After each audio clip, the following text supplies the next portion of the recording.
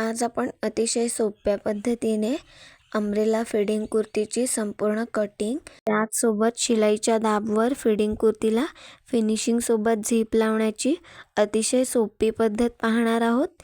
तर त्यासाठी video skip न करता संपूर्ण पहा।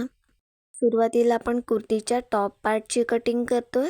त्यासाठी इथं मी 4 फोल्डमध्ये हे कापड कटिंग करून घेतलंय। समोरच्या साईडला याची ओपन बाजू आहे। हे कापड आपण छातीच्या घडीनुसार कटिंग करून घेतलंय। आपली छाती आहे 34 इंच, त्याचा चौथा भाग येतो 8.5 इंच आणि त्यामध्ये 1 इंच मार्जिन, अशी इथं मी 9 इंच कापडाची घडी घेतली आहे। अशा पद्धतीने कटिंग करून घेतल्यामुळे आपलं एक्स्ट्रा फॅब्रिक वाया जात नाही। त्यानंतर टॉप पार्टसाठी आपण उंची घेतोय 13 इंच, त्यामध्ये मी 1 इंच मार्जिन घेतलंय, अर्धा इंच शोल्डरसाठी आणि अर्धा इंच बॉटमसाठी। आपली स्लीवलेस कुर्ती आहे आणि मागील गळा बोटनेक आहे आणि स्लीवलेस कुर्तीचा मुंढ्याचा भाग पट्टी न लावता कापडावरच फोल्ड करून घेणार आहोत, म्हणून इथं मी शोल्डर 7.25 इंच घेते। जर तुम्ही बाही जोडणार असाल तर शोल्डर 6.5 इंच घ्या। तिथूनच खालच्या साईडला मुंढा खोलीसाठी 7 इंचाला मार्क करतोय। पुन्हा बंद बाजूकडून 7.25 इंचाला मार्क करून हे पॉइंट्स जोडत इथे बॉक्स मार्क करून घेऊया।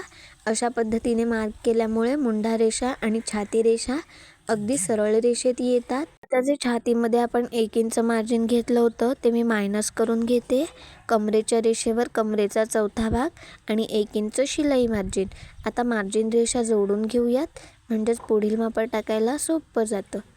त्यानंतर गळा रुंदी घेतोय 3 इंच, पुढील गळ्याची खोली आहे 5 इंच, त्यामध्ये अर्धा इंच शिवण्यात असं 5.5 इंचाला मार्क करून पुन्हा बंद बाजूकडून 3 इंचाला मार्क करून हे पॉइंट जोडत इथे हा बॉक्स मार्क करून घेतोय।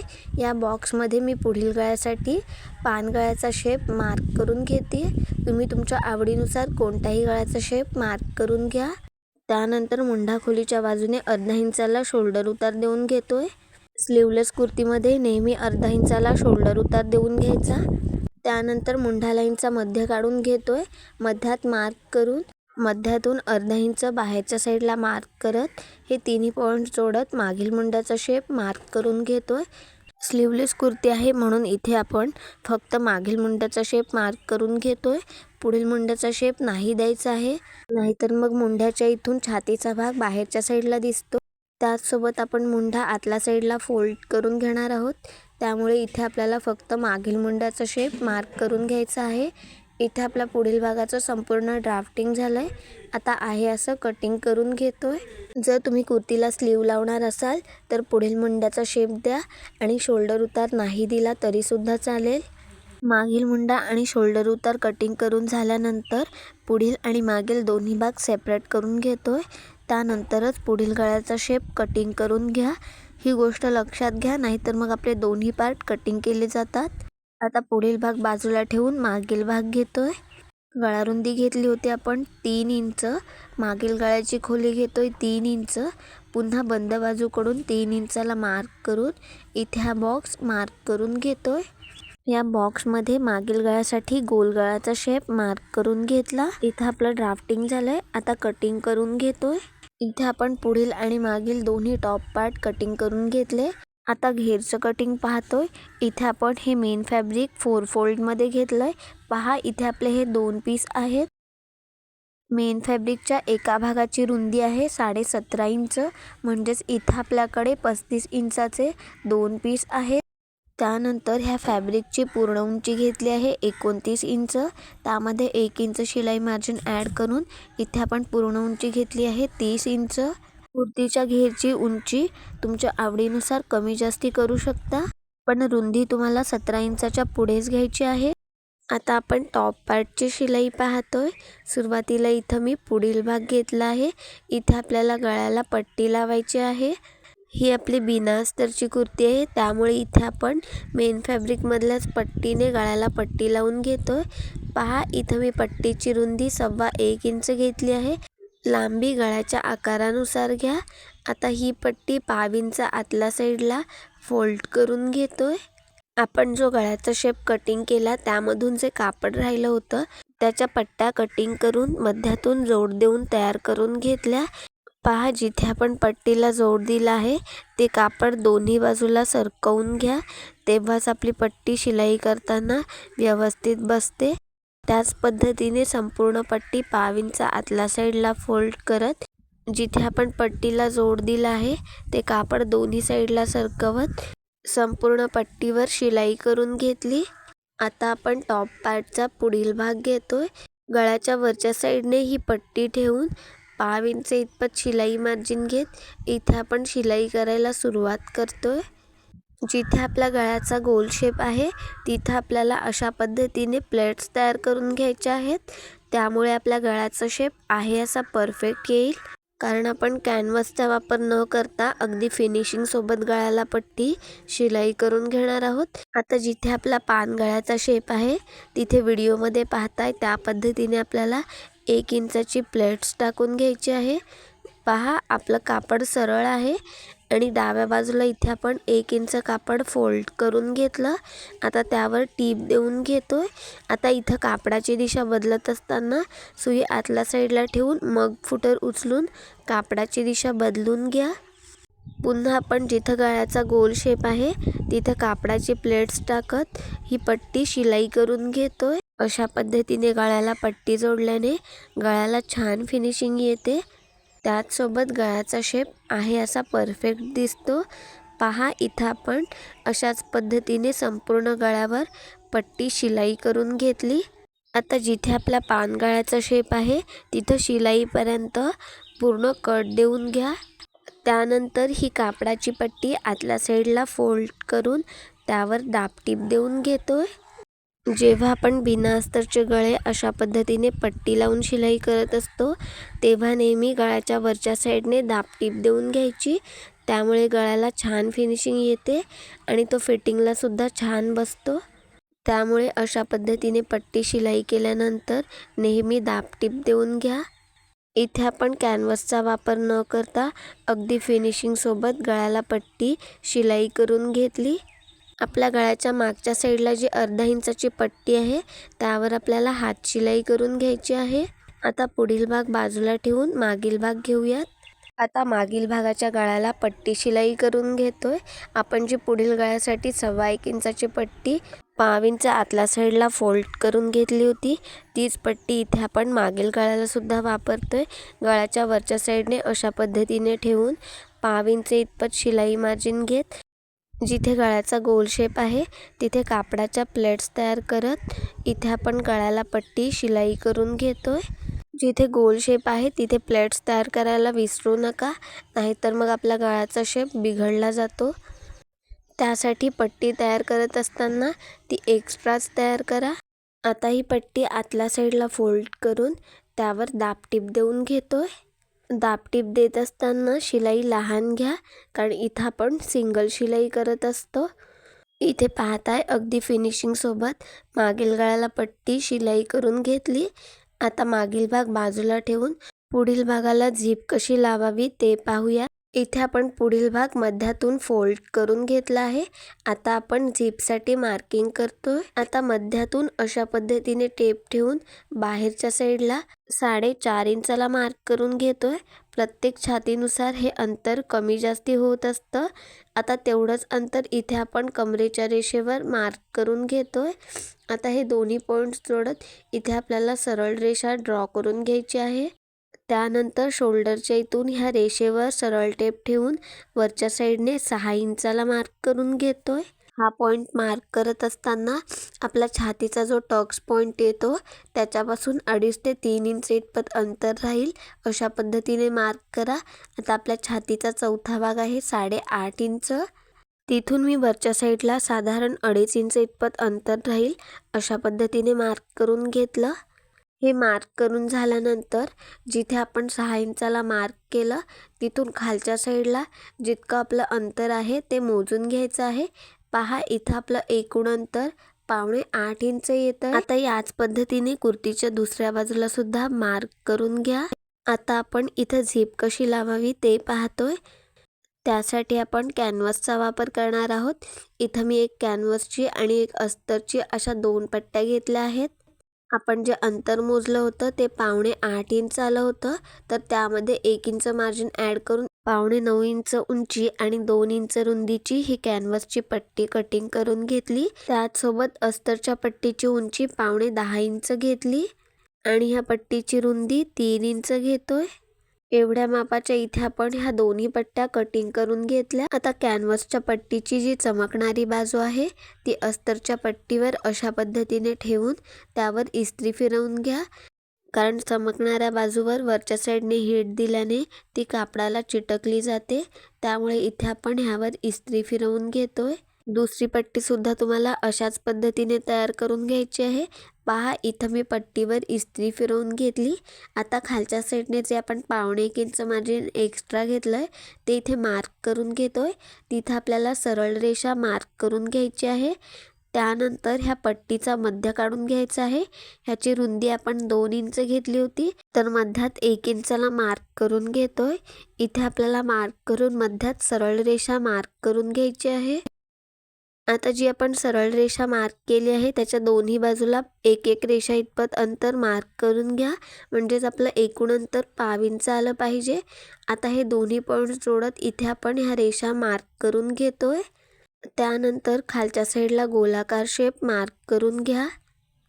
आता ही पट्टी आपल्याला शिलाई करून घ्यायची आहे. जे आपण बाजूला अर्धा इंच कापड एक्स्ट्रा घेतलंय ते कॅनव्हासच्या शीटवर आतल्या साईडला फोल्ड करून त्यावर आपण अगदी कडेने टीप देऊन घेतोय, म्हणजेच ही कॅनव्हासची पट्टी आतल्या साईडने झाकून घ्यायची आहे. तुमचा व्हिडिओ पाहण्यात फार वेळ जाऊ नये म्हणून इथे आपण एकाच पट्टीची शिलाई पाहतोय. याच पद्धतीने तुम्हाला दुसरी पट्टी सुद्धा शिलाई करून घ्यायची आहे. इथे पाहताय आपण संपूर्ण पट्टी आतल्या साईडला फोल्ड करून घेतली. आता आपण पुढील भाग घेतोय.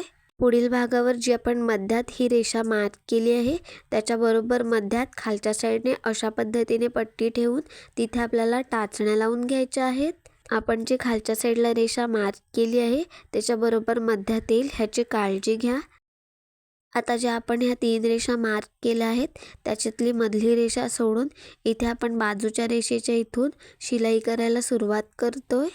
शिलाई 4 नंबरची घेऊन इथे आपल्याला शिलाई करायला सुरुवात करायची आहे. जर तुम्हाला अशा पद्धतीने शिलाई करायला जमत नसेल तर सुरुवातीला जी आपण मधली रेषा मार्क केली आहे त्यावर सरळ टीप शिलाई करून घ्या, म्हणजेच तुमचं कापड हलणार नाही. आता इथं जो वरच्या साईडला गोलाकार भाग आहे तिथे अगदी व्यवस्थित शिलाई करून घ्या. कापडाची दिशा बदलत असताना सुई आतल्या साईडला ठेवून त्यानंतरच फुटर उचलून अगदी व्यवस्थित गोलाकारात शिलाई करून घ्या. इथे जर तुम्ही शिलाई करताना घाई केलीत तर बाहेरच्या साईडने चुण्या येतात, त्यामुळे फिनिशिंगसुद्धा बिघडते. त्यामुळे घाई न करता अतिशय सावकाशपणे शिलाई करून घ्या. शिलाई करून झाल्यानंतर आपण ज्या टाचण्या लावल्या आहेत त्या काढून घ्या. त्यानंतर जी आपण मधली रेषा मार्क केली होती ती गोलाकारपर्यंत कट करून घ्यायची आहे. वरच्या साईडने साधारण 1/2 इंच अंतर सोडत तिथे आपल्याला अशा पद्धतीने व्ही शेपमध्ये कट देऊन घ्यायचा आहे. आता ही कॅनव्हासची पट्टी आतल्या साईडला फोल्ड करून घेतोय. जिथे आपला गोलाकार भाग होता तिथे आपण अगदी व्यवस्थित शिलाई करून घेतली.